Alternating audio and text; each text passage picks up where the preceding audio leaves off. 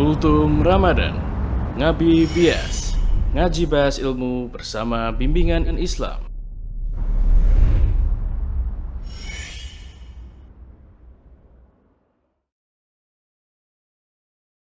Bismillahirrahmanirrahim. Assalamualaikum warahmatullahi wabarakatuh. Alhamdulillah wassalatu wassalamu ala Rasulillah wa ala alihi wa ashabihi wa man tabi'ahum bi ihsanin ila yaumiddin. Bapak Ibu, saudara-saudari sekalian, pemirsa Bias TV yang dirahmati Allah Subhanahu wa taala. Mungkin kita pernah terbesit dalam diri kita, kenapa umat Islam kok rasa-rasanya terhina. Rasa-rasanya kok tidak ditolong oleh Allah Subhanahu wa taala. Ya, mungkin kita pernah terbesit seperti itu. Padahal Allah Subhanahu wa taala sudah berjanji dalam kitabnya, wa kana haqqan alaina nasrul mu'minin. Dan merupakan satu kepastian dari kami akan menolong orang-orang yang beriman. Janji dari Allah, dan Allah tidak pernah menyelisih janjinya. La yukhliful mi'ad. Allah Subhanahu wa taala tidak akan menyelisih janjinya. Lalu kenapa orang-orang mukmin sekarang seakan-akan terhina, seakan-akan terkuyo-kuyo? Ya, bagaimana? Maka kita perlu memahami satu atau dua ayat dari Al-Qur'an. Mudah-mudahan kita bisa mendapatkan ibroh dari nasihat Allah. Bagaimana pertolongan Allah Subhanahu wa taala bisa turun? Bisa dibaca di surah Al-Hajj ayat 40 dan 41. Sekali lagi, silahkan nanti bisa dibuka di surah Al-Hajj ayat 40 dan 41. Kita perhatikan di sini ada ayat yang agung. Allah Subhanahu wa taala berfirman, "Wala yansurannallahu may yansuruh." Dan Allah sungguh akan menolong orang-orang yang menolong Allah, menolong agama Allah Subhanahu wa taala. Siapakah yang akan ditolong oleh Allah Subhanahu wa taala? Disebutkan dalam ayat setelahnya, yakni ayat 41. Nanti bisa dibaca. Allah Subhanahu wa taala berfirman, ya, alladzina immakkannahum fil ard aqamus shalah wa atawuz zakah wa amaru bil ma'ruf wa nahu 'anil munkar walillahi 'aqibatul umur. Allah Subhanahu wa taala berfirman, dan sungguh Allah akan menolong orang-orang yang menolong agama Allah Subhanahu wa taala. Tapi ada syaratnya. Siapa mereka itu? Syarat yang pertama adalah dengan keimanan, dengan tauhid.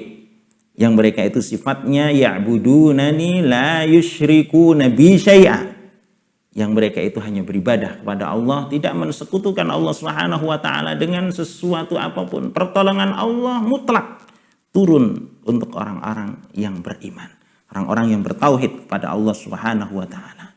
Maka kita perbaiki ibadah kita kepada Allah, kita hanya menyembah hanya kepada Allah Subhanahu wa taala, kita hanya berdoa bergantung kepada Allah Subhanahu wa taala agar pertolongan Allah Subhanahu wa taala turun. Karena janji Allah, wa kana haqqan alaina nasrul mu'minin, dan janji kami adalah menolong orang yang beriman dengan keimanan yang benar, dengan tauhid yang benar, hanya beribadah kepada Allah Subhanahu wa taala.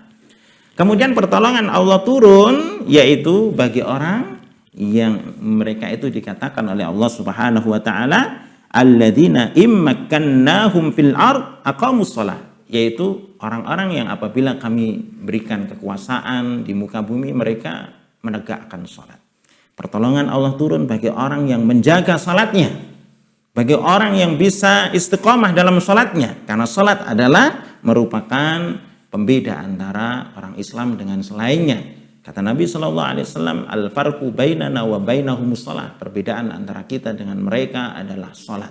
Bahkan kita perhatikan orang-orang munafik di zaman Rasulullah SAW, izzah, kemuliaan Islam itu tinggi sekali sampai orang munafik ndredeg, ya, sehingga mereka saking takutnya, khawatirnya ikut-ikutan salat. Subhanallah. Maka sangat susah terbayangkan orang pengen Islam, agama ini dimuliakan oleh Allah Subhanahu wa taala, tapi menyepelekan salat. Oleh karena itu Allah Subhanahu wa taala berfirman, apabila pengen mendapatkan pertolongan dari Allah Subhanahu wa taala, sifatnya adalah disebutkan oleh Allah, alladzina immakkannahum fil ardi aqamus shalah, yaitu mereka mendirikan salat. Yang kedua, yang ketiga apa? Yang ketiga adalah mereka memiliki sifat wa atawuz zakah. Mereka membayarkan zakat. Ini adalah ujian bagi orang-orang yang mengaku beriman. Karena fitnah ujian bagi umat ini diantara yang terbesar adalah masalah harta. Mungkin bagi orang yang sholat tidak keluar modal. Kayaknya agak ringan ya. Puasa malah bisa ngirit ya. Tapi kalau dengan zakat kadang berat. Karena mengeluarkan harta. Ini fitnah ujian berat. Mungkin ada orang kaya yang mungkin dia kadang suka bersedekah. Ya.